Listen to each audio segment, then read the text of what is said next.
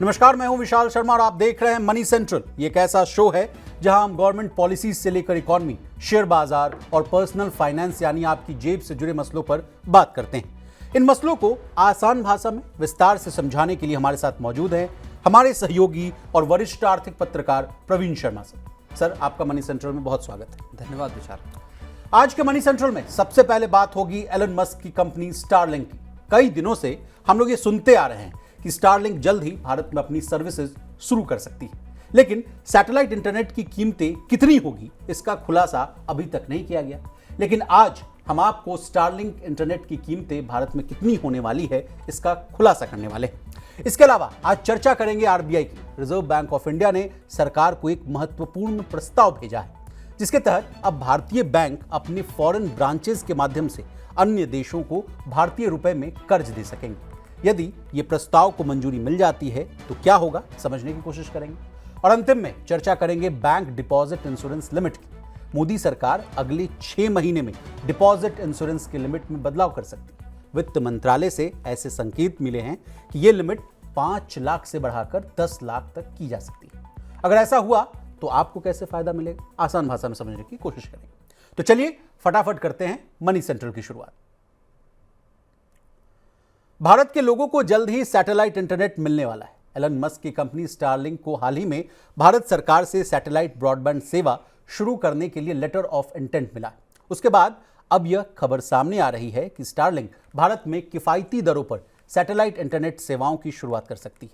The economic times की report के मुताबिक ये कंपनियां मंथली $10 यानी लगभग 840 रुपए से कम कीमत वाले प्रमोशनल अनलिमिटेड डेटा प्लान जारी करेंगी।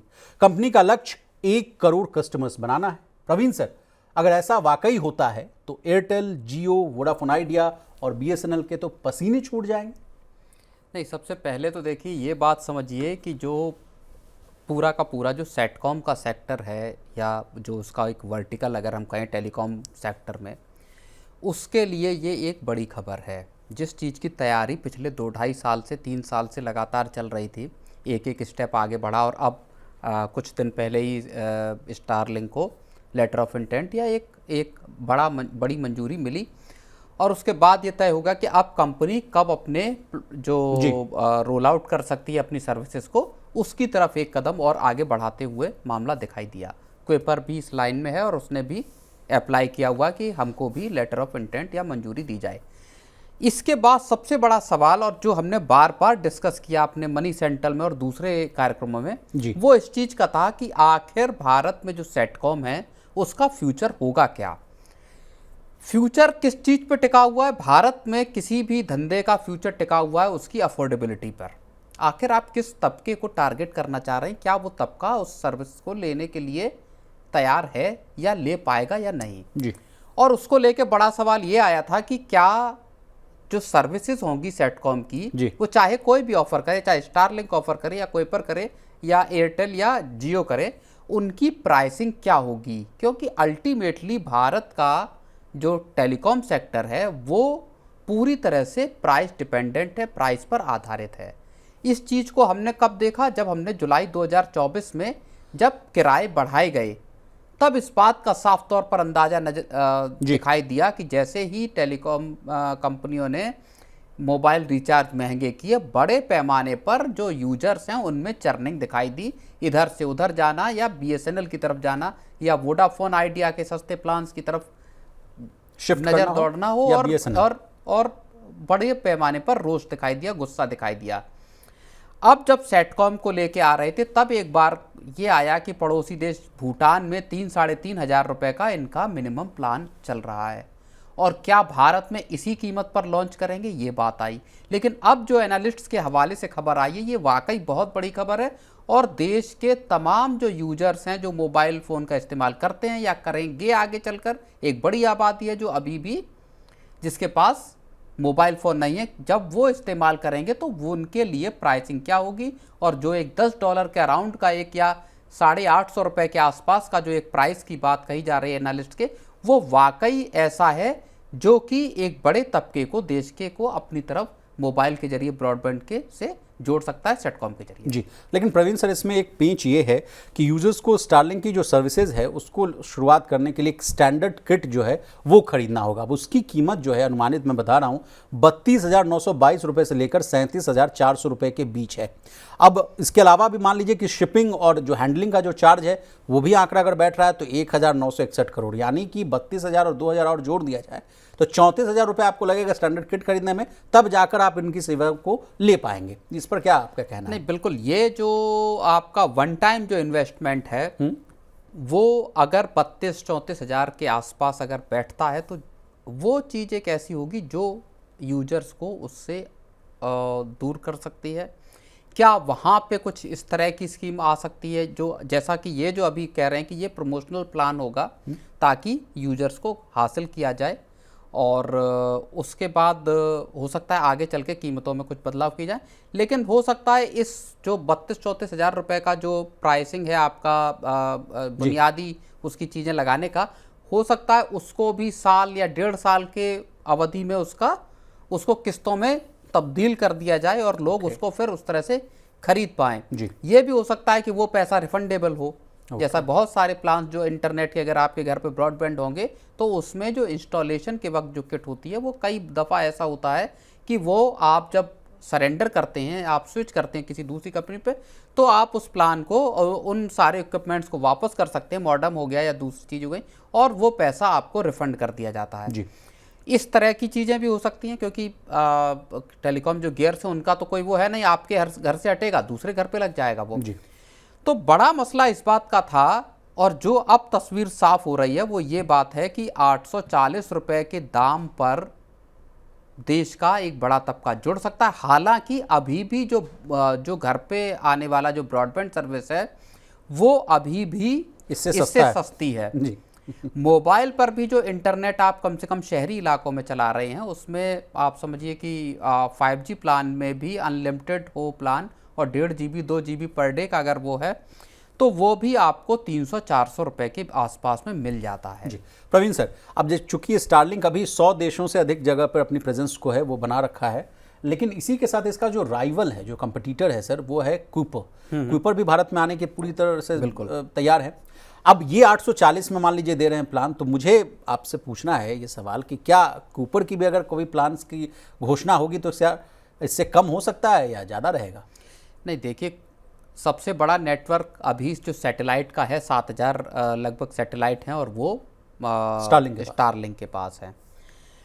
इस नेटवर्क के साथ अगर 850 रुपये में दे रहे हैं तो क्वेपर के सामने एक चैलेंज होगा कि कंपटीशन में अगर आपको रहना है तो आपको इस प्राइस के आसपास या इससे थोड़ा कम आपको करनी पड़ेंगी कीमतें।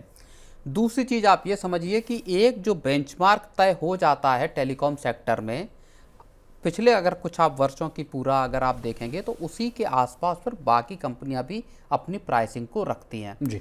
तो ये मान लीजिए कि अगर 800 850 के आसपास अगर लेकर आती है स्टारलिंक तो इसी के आसपास कीमतें बाकियों की भी रहेंगी, चाहे क्विपर हो, फिर चाहे जियो के स्टैंडअलोन प्लान हो या एयरटेल के या वोडाफोन आइडिया के, इसी रेंज में रह सकते हैं। हो सकता है जियो कल को लेके आए तो और इससे कम लेके आए अपना प्राइस। तो एक जो प्राइस को लेके, प्राइसिंग को लेके एक जो वॉर है या जो एक स्ट्रेटजी है वो तकरीबन इसके आसपास ही रहने की मुझे लगता है कि उम्मीद है जी। अब सर, ट्राई वाली बात पर भी आपसे हम राय लेना चाहेंगे। इन्होंने कहा कि शहरी जो यूज़र्स हैं उनसे मंथली 500 रुपया लेना चाहिए। AGR की बात की गई थी, 4% फीस लेने की बात की गई थी, वो वाला मामला क्या था, उसको भी इससे जोड़ कर अगर देखा जाए तो कैसे देखेंगे? जो ट्राई जो अपना रिकमेंडेशन जो सरकार के पास दे रहा है, DOT के पास दी है, उसमें और जो तैयार हो रहे हैं उसमें कुछ चीज़ें ऐसी हैं कि एक तो आपका 4% आपका AGR रहेगा एनुअल, उसके अलावा 500 रुपये पर अर्बन यूजर जो है वो सालाना का आपको एडिशनल आपको पे करना पड़ेगा। रूरल एरिया में आपको इस तरह का कोई फीस नहीं चुकानी है। 8% की लाइसेंस फीस की भी बात है, जो 8% की लाइसेंस फीस आपको देनी पड़ेगी, ऊंची फीस है।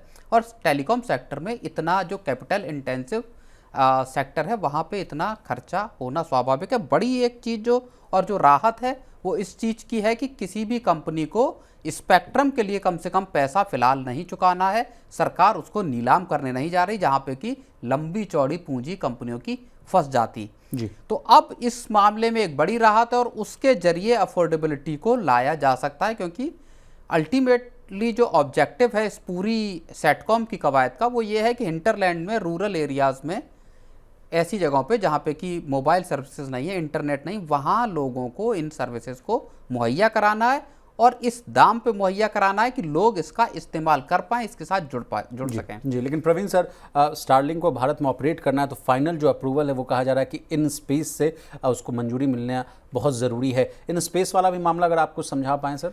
नहीं, बिल्कुल, देखिए सरकार से अभी बहुत सारी फॉर्मल मंजूरियां मिलना बाकी हैं। अभी जो एक लेटर ऑफ इंटेंट मिला है वो आखिरी मंजूरी नहीं थी, उसके बाद भी कई सारे रेगुलेटरी अप्रूवल्स मिलने हैं और उसके मिलने के बाद ही स्टारलिंक अपना काम कर पाएगी। एक और सरकार की तरफ से बात यह है कि सरकार जो नेशनल इंटरेस्ट हैं भारत के, उनको सेफगार्ड करना चाहती है और उसके लिए कई तरह के नियमों को सरकार ला सकती है। इस तरह की भी खबरें आ रही हैं। Exactly sir. और इसके अलावा सैटेलाइट कम्युनिकेशन प्रोवाइडर्स को कमर्शियल सर्विसेज देने के लिए 8 और जो भी लाइसेंस की जो फीस है वो भी देना बहुत ज़रूरी बताया जा रहा है सर। ये भी 8% लाइसेंस फीस, वही तो मैंने अभी आपको बताया था। 8% की लाइसेंस फीस है, 4% का AGR का जो है उस पर 4% का लगेगा। ये फीस इनको एनुअल बेसिस पे, जो नॉर्मल कंपनियां हैं जियो, वोडाफोन आइडिया और एयरटेल, उनको जो देना पड़ता है जिस तरह से AGR का, जिसका पूरा मसला पिछले कुछ वक्त से सुर्खियों में छाया हुआ है, करेक्ट, सुप्रीम कोर्ट में चल रहा है, वो AGR का पैसा इनको भी देना पड़ेगा। बस अंतर इतना है कि स्पेक्ट्रम के लिए आपको कोई नीलामी नहीं होनी और उसके लिए आपको लंबी चौड़ी पूंजी नहीं चुकानी। चलिए आगे बढ़ते हैं और बात करते हैं RBI की। रिजर्व बैंक ऑफ इंडिया ने सरकार को एक महत्वपूर्ण प्रस्ताव भेजा है, जिसके तहत अब भारतीय बैंक अपने फॉरेन ब्रांचेस के माध्यम से अन्य देशों को भारतीय रुपए में कर्ज दे सकेंगे। पहले चरण में बांग्लादेश, नेपाल, भूटान और श्रीलंका जैसे पड़ोसी देशों के नाम सामने आ रहे हैं। यदि ये प्रस्ताव को मंजूरी मिल जाती है तो ये पहली बार होगा जब देश की करेंसी को इंटरनेशनल लेंडिंग सिस्टम में शामिल किया जाएगा। प्रवीण सर, क्या यह कदम इंडियन रुपी को ग्लोबल ट्रेड में स्थापित करने के लिए उठाया जा रहा है? इसके अलावा सर, RBI बोर्ड ने फाइनेंशियल ईयर 2025 के लिए सरकार को रिकॉर्ड 2.69 लाख करोड़ रुपए के सरप्लस ट्रांसफर को मंजूरी दी, जबकि पिछले फाइनेंशियल ईयर यानी 2023-24 की बात की जाए तो RBI ने सरकार को मात्र 2.10 लाख करोड़ का सरप्लस ट्रांसफर किया था। यानी पिछले साल से अगर आप तुलना करेंगे सर तो ये 28% ज़्यादा है। सर, सरप्लस का ये पैसा सरकार के कितने काम का होगा? नहीं, बिल्कुल, इसमें देखिए दो चीज़ें जो आपने बताई हैं, दो बड़ी चीज़ें हैं। एक तो कहानी ये इस बात की है कि रुपए को किस तरह से इंटरनेशनल ट्रेड में बढ़ावा दिया जाए, ये एक जो कोशिश है सरकार की भी और रिजर्व बैंक की, उसमें एक बड़ा कदम RBI ने उठाया, जिसमें उसने सरकार से मांग की है कि जो भारत के बैंक हैं और उनकी जो फॉरेन ब्रांचेस हैं, उनको रुपए में आधारित कर्ज नॉन रेजिडेंट्स को बांटने की इजाज़त दी जाए।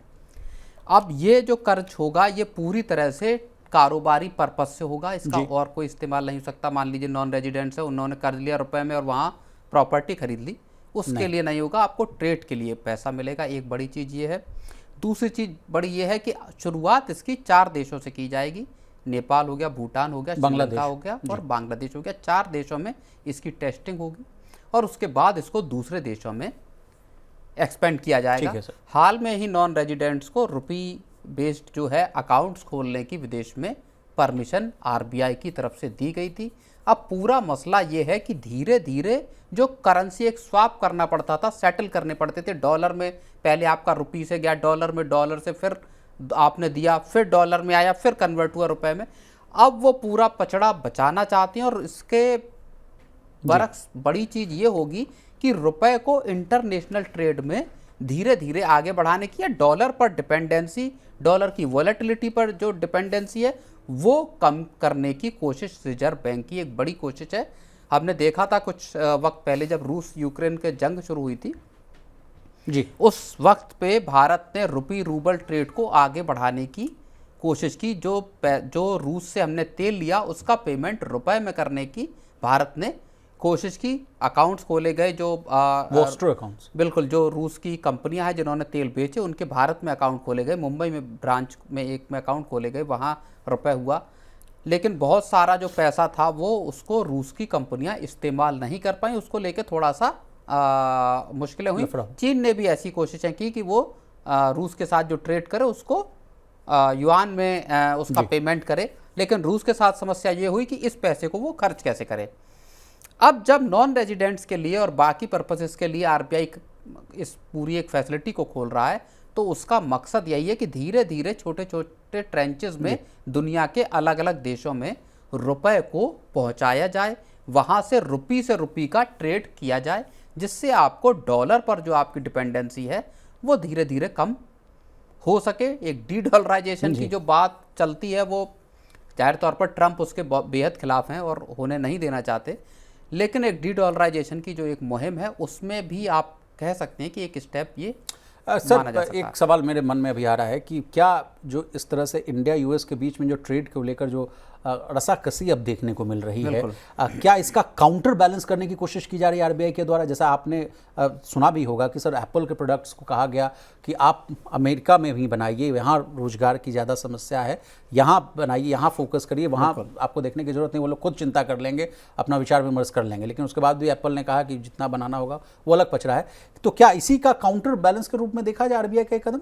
नहीं, देखिए, आरबीआई का ये कदम अभी बहुत छोटे लेवल पे है और उसको एक्सपेंड करने में और विस्तार करके और पूरी तरह से डॉलर को रिप्लेस करके रुपए में ट्रेड करना, ये अभी एक दूर की कौड़ी है, एक इसमें लंबा चौड़ा वक्त लगेगा जी। लेकिन जाहिर तौर पर एक मुहिम जरूर है और ऐसे टाइम पर एक ऐसी अप्रोच है जबकि आप ऊंचे टैरिफ का सामना कर रहे हैं, डोनाल्ड ट्रंप की अनसर्टेन टैरिफ पॉलिसीज का सामना कर रहे हैं। वो कभी भी किसी भी वक्त कोई भी पॉलिसी ला सकते हैं और अगले ही दिन उस पर बैकफायर होता है तो पीछे भी हट जाते हैं। यूरोपियन यूनियन का देखिए सर 50% का टैरिफ लगाने का ऐलान किया गया 1 तारीख से, उसको फिर कहा गया कि उनके तरफ से फोन आया और मैं इसको अब एक्सटेंड कर रहा हूँ। बिल्कुल, अब जून तक उसको टाल दिया फिर से उन्होंने, नहीं तो उन्होंने बोला कि हम 50% आपसे 50% का टैरिफ हम आपसे वसूलेंगे। तो ट्रंप आज जो ऐलान करते हैं अगले दिन उस पर टिकते नहीं है, बैकफुट पे आ जाते हैं, पीछे हो जाते हैं और फिर उसमें 90 दिन का और इस तरह की छूट देने के लिए तैयार हो जाते हैं। चीन के साथ जो पूरी कहानी चली उसमें अंत में क्या निकल के आया, उस कहानी में अंत में कुछ ऐसा बड़ा निकलकर अमेरिका के हित में आया नहीं। आपने जो पूरे के पूरे 145% का टैरिफ का ऐलान किया और उसको पूरे को पूरा वापस लिया, 115% पे आपने बैक किया और अब आप 30% टैरिफ पर चाहते हैं कि चीन ट्रेड करे अमेरिका के साथ। उसमें भी चीन के लिए मुश्किल है कि वो सामान भेज नहीं पाएगा 70%। और फिर हो सकता है आखिर में जाके ये चीजें कि आप जितना आप ले रहे हो उतना हम लेंगे, बहुत मिनिमाइज टैरिफ रेट पर हो सकता है दोनों देशों के बीच में कारोबार शुरू हो, क्योंकि अमेरिका को लेके बार बार ये बात आ रही, चाहे जेमी डिमोन हो जेपी मॉर्गन के या दूसरे अर्थशास्त्री हो, वो बार बार इस बात को कह रहे हैं कि अमेरिका के सामने अब जो हाइपर इन्फ्लेशन है उसका सबसे बड़ा खतरा है, स्टैगफ्लेशन का खतरा है, जहां पे कि आपकी ग्रोथ नीचे आने वाली है जी। और महंगाई के अगर बढ़ती है तो आप एक रिसेशन के दौर में जा सकते हैं। तो अंत में अगर, और जो बात बार बार सामने आ रही कि अगर मोबाइल फ़ोन अमेरिका में बनाकर बेचते हैं तो वो उसकी कॉस्ट कम से कम 30% बढ़ जाएगी। तो क्या अमेरिकन 30% महंगे दाम पर मोबाइल फ़ोन खरीदेंगे एप्पल का ही? ऐसे समय में जब अमेरिका की जो इकोनॉमी है 0.3% श्रिंक हो चुकी है, हाइपर इन्फ्लेशन का जैसा कि आपने कहा कि वो बात चल रही है, तो ऐसे में कैसे चलाएंगे ये अपनी इकोनॉमी? बिल्कुल, देखिए, कारों पर आपने कंपोनेंट्स पे लगा दिए टैरिफ, उसको हालांकि पॉज किया, लेकिन आपने वहाँ पे 25% का टैरिफ लगाया। एल्यूमिनियम स्टील पे आपने टैरिफ लगा दिए 25% के।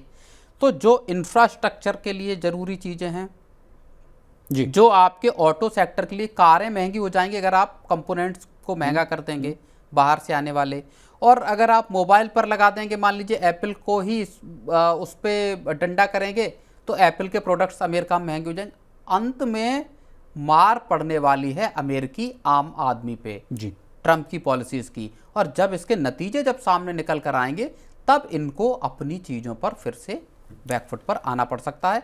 एक जो बात जो रह गई, जो हम लोग डिस्कस कर रहे थे, 2,69,000 करोड़ जी, के उससे पहले जी, सर एक डेटा मेरे पास है कि अगर आपके मन में ये सवाल आ रहा होगा कि आरबीआई ने इन 4 देशों का ही क्यों चुनाव किया, बांग्लादेश, नेपाल, भूटान और श्रीलंका, तो इसके पीछे ये तर्क दिया जा रहा है सर कि इन 4 देशों को भारत से फाइनेंशियल ईयर 2024-25 में लगभग 25 अरब डॉलर का निर्यात हुआ था, जो साउथ एशिया के कुल इंडियन एक्सपोर्ट का 90% हिस्सा है। अब आगे बढ़ते हैं और चर्चा करते हैं कि जो आरबीआई ने 2.69 लाख करोड़ का जो डिविडेंड दिया है सर पिछले साल, अगर बात की जाए तो 2.1 लाख करोड़ था, यानी अगर परसेंटेज वाइज देखें तो 28% की बढ़ोतरी है सर।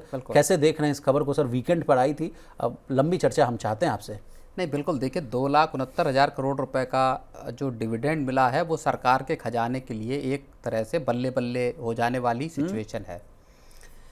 अब इसको लेके जाहिर तौर पर आपने बताया कि पिछले साल 2,11,000 करोड़ रुपए मिला था। 2024-25 के लिए दरअसल ये रकम मिल रही है जो आरबीआई को फॉरेक्स पर तगड़ी जो कमाई हुई है उसके जरिए ये पैसा सरकारी खजाने में आ रहा है। इसमें कहा यह भी जा रहा है, कुछ जानकार जो बता रहे हैं कि आरबीआई ने जो डॉलर बेचे वहाँ से कमाई हुई है। हर एक डॉलर बेचने पर आरबीआई को तकरीबन 6 रुपए की कमाई हुई है। वो मुनाफा आरबीआई ने मोटे तौर पे, बहुत और दूसरे भी जरिए हैं जहाँ से रिजर्व बैंक को कमाई होती है, ब्याज की इनकम है, तो उस कमाई को सरकार को आरबीआई ने पास ऑन किया है। अब इसमें एक बड़ी बात यह आती है, जो एसबीआई की एक रिपोर्ट कह रही है कि इसका सरकार को क्या फायदा होगा, देश को क्या फायदा होगा। देखो, पहली बड़ी चीज यह है कि जो एसबीआई की एक रिपोर्ट आई है वो ये कह रही है कि तकरीबन 20 to 30 बीपीएस का तो आपको फिस्कल कंसोलिडेशन में फायदा होगा। यानी इस साल जब आप फिस्कल कंसोलिडेशन या फिस्कल डेफिसिट का जब आप डेटा 4.5% तो वो 4.2% पर घट के आ सकता है। जो 4.5% के डेटा से 30 बीपीएस का अगर आप देख लेंगे तो एक तो सरकार को अपना जो फिस्कल प्रूडेंस का पाथ है उस पे सरकार और मजबूती से टिकी हुई नजर आएगी। दूसरा, तकरीबन सरकार ने जो बजट में उम्मीद जताई थी, उसको सरकार को उम्मीद थी कि आरबीआई का डिविडेंड और जो दूसरे फाइनेंशियल इंस्टीट्यूशंस है जैसे बैंक हो गए या और आरबीआई के जो वित्तीय संस्थान हैं, उनसे सबसे मिला के सरकार को 2,56,000 करोड़ के आसपास पैसा मिलेगा। ऐसा सरकार का अनुमान था बजट में। लेकिन अब आप समझिए कि अकेला 2,70,000 करोड़ के आसपास का पैसा सिर्फ और सिर्फ आरबीआई से मिला है। इसका मतलब यह है कि अभी जो बैंकों और फाइनेंशियल इंस्टीट्यूशंस हैं उनसे सरकार को मिलने वाला, भाई जितने सरकारी बैंक हैं वो देंगे डिविडेंड, तो अब उससे मिलने वाला पैसा सरकार के लिए एक अतिरिक्त सरप्लस की रकम है। इसमें से माना यह जा रहा है कि 70,000 करोड़ रुपए के आसपास सरकार के पास मौका होगा कि वो केपेक्स पे खर्च करे।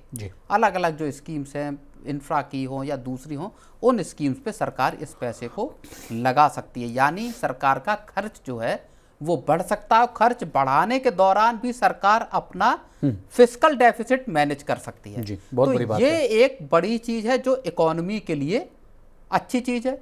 दूसरी चीज और बहुत बड़ी चीज वो ये है कि सरकार ने इस साल जो 12 लाख रुपए तक की आपकी टैक्स की माफी की है, टैक्स से छूट दी है, उसका जो खर्चा है, बर्डन है 1 लाख करोड़ रुपए का, उसकी भरपाई या उसको सेट ऑफ कर देगा ये आरबीआई का से मिला हुआ पैसा। फिर 8th पे कमीशन भी वाला भी है सर। 8th पे कमीशन का इसके अगले फिस्कल में आएगा, तो तब भी उसकी तैयारी तो अच्छी हो सकती है ना सरकार की तरफ से। हाँ बिल्कुल, सरकार के पास अब आप ऐसे समझ लीजिए कि खजाना एकदम भरा अच्छी तरह से सरकार का भरा है। सरकार मान लीजिए डिफेंस पे खर्च हो या दूसरे खर्च हैं, उन सबको करते हुए भी अपने जो एक फिस्कल कंसोलिडेशन का पाथ है उस पे बरकरार रह सकती है। जीएसटी कलेक्शंस के नंबर को भी जोड़ें सर इस कहानी में, 2.36 लाख करोड़। बिल्कुल, जीएसटी कलेक्शन का नंबर भी बड़ा नंबर है, जो महीने दर महीने सरकार को जिस तरह की कमाई हो रही है, तो वो भी एक प्लस पॉइंट है। उसमें राज्यों का हिस्सा डिवोल्यूशन होता है, राज्यों का जो हिस्सा है वो अलग चला जाता है।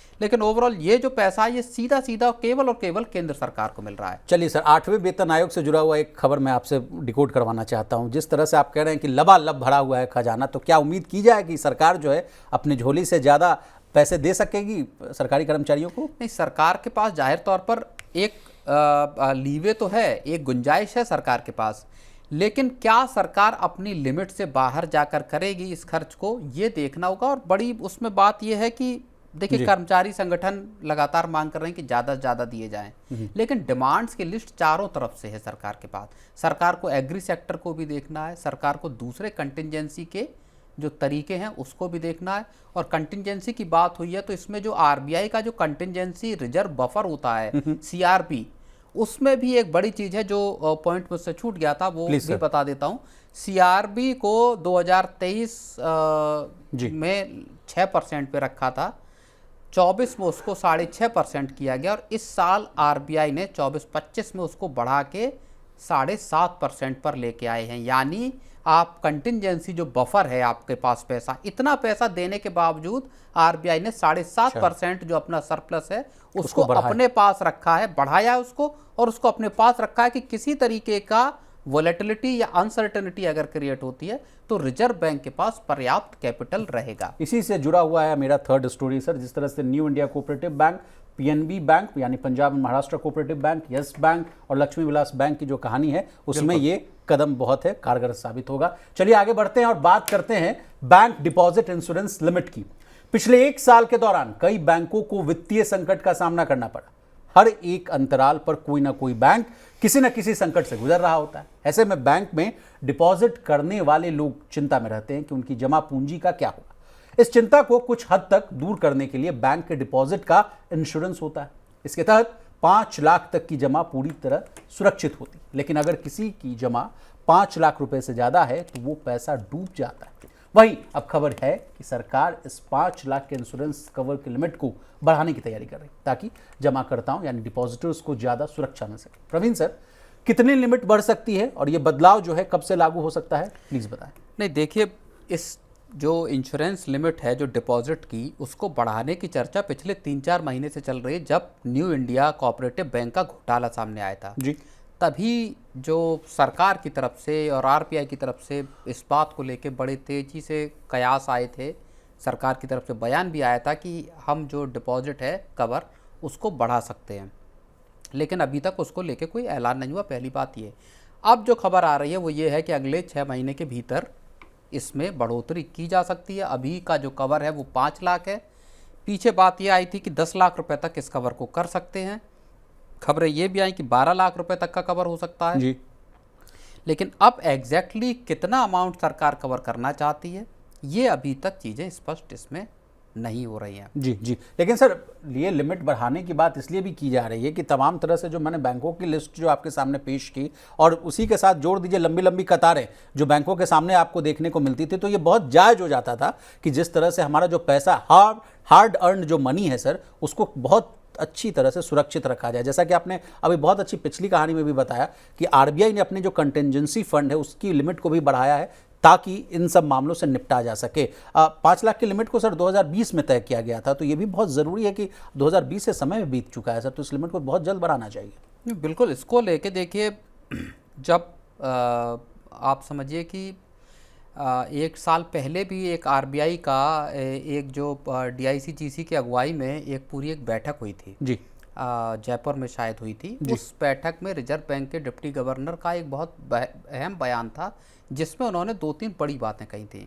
उन्होंने एक बात ये कही थी कि जो बैंकों का जो प्रीमियम है जो क्रेडिट इंश्योरेंस के लिए जाता है उसको तय किया जाना चाहिए बैंक के रिस्क के साथ। जी जी, जिस बैंक का रिस्क प्रोफाइल जितना ज़्यादा है उस बैंक को अभी क्या है, हर बैंक एक सर्टेन अमाउंट हर 1000 रुपये या 100 रुपये के जमा पे एक सर्टेन अमाउंट देता है डीआईसीजीसी के लिए। इसके जरिए डीआईसीजीसी के पास फंड इकट्ठा होता है और जब कोई बैंक डूबता है और उसमें डिपॉजिटर्स डूबते हैं तब उस फंड के जरिए उस पैसे को दिया जाता है। ये पूरी एक प्रक्रिया है जी। तो जो आरबीआई के डिप्टी गवर्नर का बयान था, उन्होंने ये कहा था कि जो बैंक ज़्यादा डूबने का जिस पर खतरा है, जिसके प्रोडक्ट्स इतने जो मान लीजिए कोई बैंक ज़्यादा ब्याज दे रहा है, जी जी, 8% दे रहा है, जबकि नॉर्मल रेट है मान लीजिए 1 साल के एफडी पे 6.5%, 7%। अब कोई बैंक 8% का ब्याज दे रहा है, इसलिए दे रहा है ताकि ज़्यादा से ज़्यादा ग्राहक आए। अब आप ज़्यादा ऑफर करेंगे उतनी कमाई नहीं है, तो आपके ऊपर रिस्क बढ़ा। नहीं, इसके अलावा इस कहानी में एक और पेंच भी है सर। मान लीजिए बैंकों के ऐसे सीएमडी आ जाएं कि जो पैसा लें और उसके बाद अपना कैमिलियाज में फ्लैट लेने लग जाएं, लग्जरी आइटम्स खरीदने लग जाएं, ऐशो आराम की चीजें खरीदने लग जाएं, तो क्या करेगा आदमी? वो देखिए मामला, मान लीजिए वो बैंकों के गवर्नेंस से जुड़ा हुआ मामला है। जिस तरह का गवर्नेंस का एक लैप्स हमने न्यू इंडिया कोऑपरेटिव बैंक में देखा, जिस तरह का यूको बैंक में देखा हमने कि जब फॉर्मर सीएमडी को ही ईडी अरेस्ट कर लिया 6500 करोड़ का घोटाला, या इंडसइंड बैंक का मामला देख लीजिए जहां पे कि डेरिवेटिव में लॉस दिखाए गए, लॉस का पता नहीं चला, 2000 करोड़ का लॉस हुआ। उसके बाद माइक्रो फाइनेंस इंस्टीट्यूशंस को जो कर्जा दिया गया उसमें गलत एंट्रीज हुई, उसमें अकाउंटिंग के लैप्सेस नजर आए।